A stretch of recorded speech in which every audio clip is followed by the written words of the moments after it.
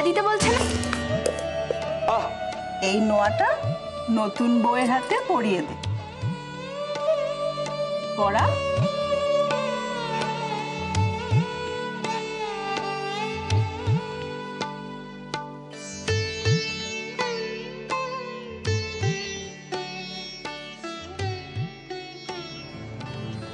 তুমি কি করছো? অনেক কাঁদা করেছে, অনেক বড় কান্না কাঁদেছে।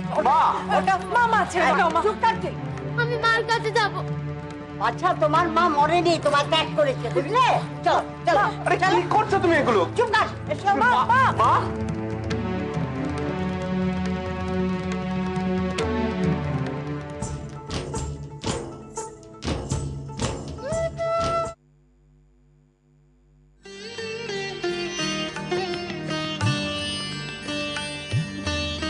মুশকিল। আমি বলেছি যখন কালকে যাব, আমি কালকে নিয়ে যাব তোমাকে, ঠিক নিয়ে যাব। না, তোমাকে এখনই বলতে হবে কাল কখন কিভাবে নিয়ে যাবে। এখন এসব কথা বলার সময়। তো কখনো সব কথা বলার সময় হয় না, আমাকে কিন্তু এক্ষুনি বলতে হবে।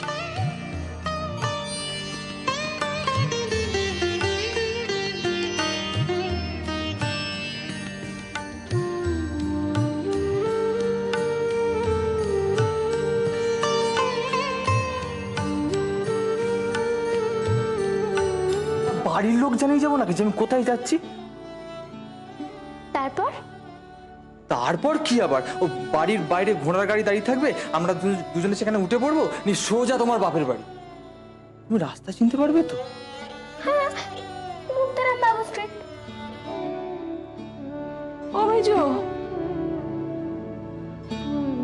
তুই এখানে বসে? ওই দেখ, আমি কখন থেকে তোকে ডাকছি। আয় আয়, এদিকে আয় দেখি।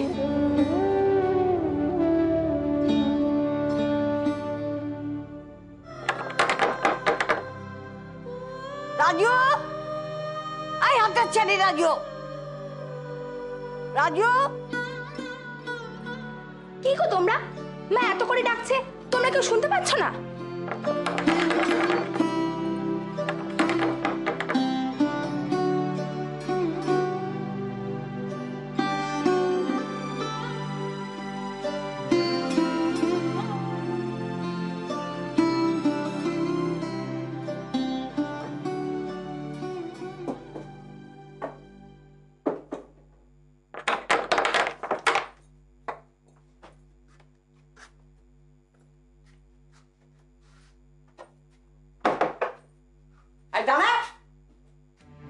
কোথায় ছিলে এতক্ষণ? হ্যাঁ, ওপরে ছিল।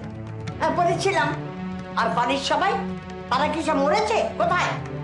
তখন থেকে চেয়ে চেয়ে চেয়ে আমার গলায় রক্ত উঠে গেল, কারো কোনো সারা শব্দই নেই। এটা তাদেরকে জিজ্ঞেস করে নাও না। আই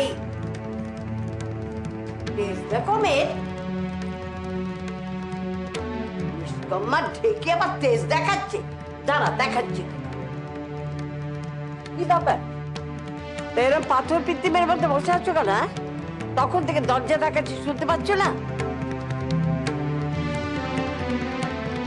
বাবা, মহারানীর এবার গোসা হলো কেন?